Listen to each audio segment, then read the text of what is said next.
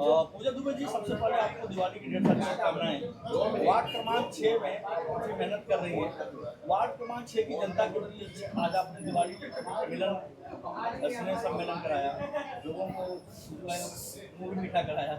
इस कार्यक्रम को दिवाली के लिए वार्ड 6 की जनता के लिए क्या संदेश है? सबसे पहले तो मैं दिवाली की शुभकामनाएं देती हूँ सबको। उसके बाद मेरा सिर्फ एक संदेश रहता है, जलाओ दिए पर रहे ध्यान इतना, अंधेरा धरा पर कहीं रह ना जाए। दिवाली मनाइए, लेकिन हमेशा ध्यान रखिए कि कहीं आपके घर के बगल में चूल्हा जला है कि नहीं, आपसे रोज मिलने वाले बच्चे दिवाली मना पा रहे हैं कि नहीं। अपने साथ अपने पड़ोसियों का भी ख्याल रखिए। अगर हर व्यक्ति अपने पड़ोसियों का भी ख्याल रखेगा तो शायद किसी की दिवाली अंधेरे में नहीं जाएगी। पूजा जी, हमने आपके बारे में कहा जाता है कि अमूमन जब चुनाव आता है तो कोई भी नेता मतलब प्रकट होता है का और जो है डोर टू डोर विजिट करता है, लेकिन आप 365 दिन जनता के बीच बनी रहती हैं। इसके लिए कहाँ से आपको प्रेरणा मिलती है और कहाँ से शुरू करती है आपको बात? अगर मैं अपने बैकग्राउंड की बात करूं तो मेरा पहला उद्देश्य था यूपीएससी में जाना। मेरे कोविड के कारण कुछ कारणों से मैं अपना प्रयास नहीं दे पाई, लेकिन मैं उससे एक लेवल बढ़ के कोशिश कर रही हूँ कि भविष्य में अगर मुझे मौका मिले या मैं ऐसे लोगों के संपर्क में आई जिनके पास अधिकार है और नियम लागू करने के उनके पास प्रावधान है, तो मैं उन समस्त लोगों को जिनकी अपेक्षा रहती है कि काश मुझे अपने शासनकाल में ये सुविधाएं मिल जाएं, हम जनता के दुख दूर हो जाएं, तो उस हर एक छोटी छोटी ज़रूरतों को पूरा करने का प्रयास करती हूँ। मेरा डोर टू डोर विजिट करने का भी एक यही उद्देश्य है कि व्यक्तिगत स्पेशली महिलाओं के पास उनसे मिलकर हमें पता चलता है कि वो किन समस्याओं को झेल रही हैं। पानी की समस्या, सफाई की समस्या, ये महिलाओं की सबसे बड़ी समस्या हो गई है।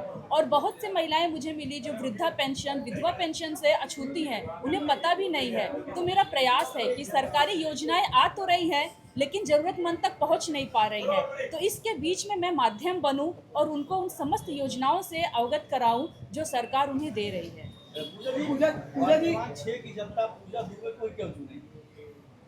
वार्ड क्रमांक 6 की जनता जिसको निर्धारित करना चाहे चुने।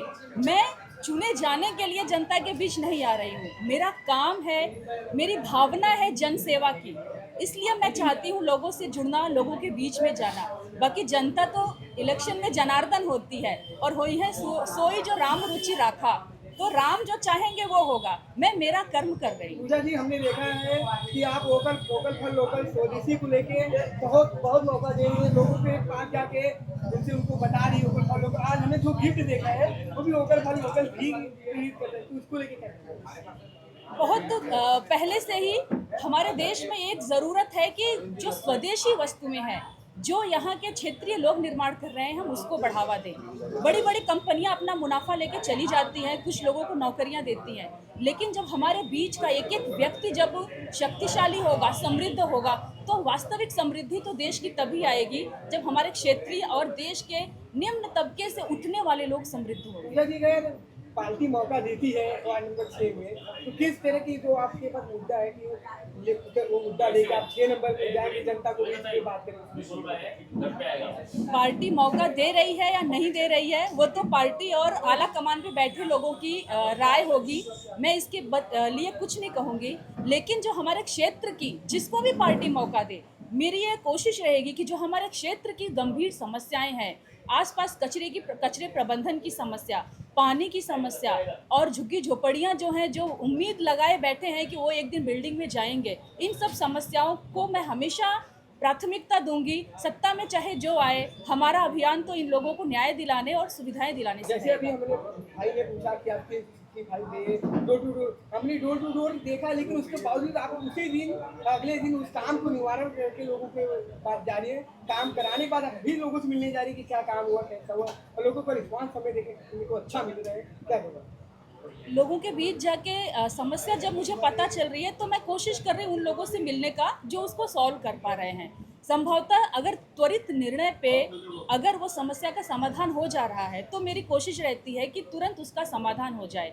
पुनः उनसे मिलने का सिर्फ एक ये है मेरा लक्ष्य कि क्या वो संतुष्ट हैं इस अपने सुविधा से या उनकी कुछ और उम्मीद है। लोगों को क्या शुभकामना देना चाहिए वार्ड नंबर 6 में, खास करके दिवाली भी आ रही है और आगामी भी हमसे चुनाव? वार्ड नंबर 6 के साथ तो मैं संपूर्ण भारतवर्ष को ये संदेश दूंगी कि दिवाली मनाइए समृद्धि और सौभाग्य और सुख के साथ। गणपति लक्ष्मी और प्रकाश का पर्व है ये। आराम से दिवाली मनाइए, लेकिन ध्यान रखिए कि आपके सेलिब्रेशन में आपकी स्वतंत्रता के प्रयोग से किसी और के अधिकार का हनन ना हो। इसलिए अपने पड़ोसियों का, अन्य जीव जंतुओं का ख्याल रखते हुए आप दिवाली मनाइए, स्वस्थ रहिए।